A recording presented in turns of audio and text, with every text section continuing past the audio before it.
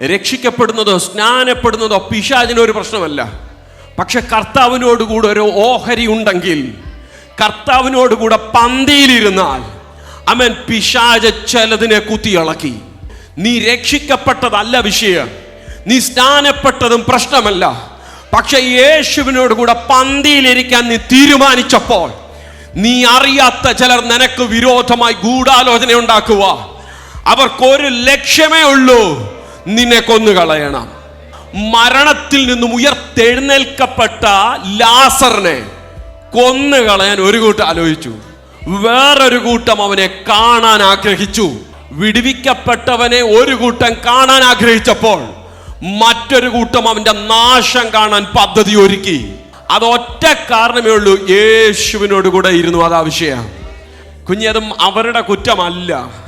എനിക്ക് പറയാനുള്ളത്, നിന്റെ ഇരിപ്പ് യേശുവിനോട് കൂടെയാ. നിന്റെ ഇരിപ്പ് കർത്താവിനോട് കൂടെ പന്തിയിൽ നീ ഇരിക്കുക. അത് തിരിച്ചറിഞ്ഞത് കൊണ്ടാ നിനക്ക് വിരോധമായി ഗൂഢാലോചന ഒരുക്കുന്നത്. എന്നാൽ യേശു നിന്നെ ഉയർപ്പിച്ചത് ചിലരുടെ കരങ്ങളിൽ നിന്നെ വിട്ടുകളയാനല്ല, അവരുടെ മുമ്പിൽ നിന്നെ ഒരു സാക്ഷിയാക്കി തീർക്കാനാ.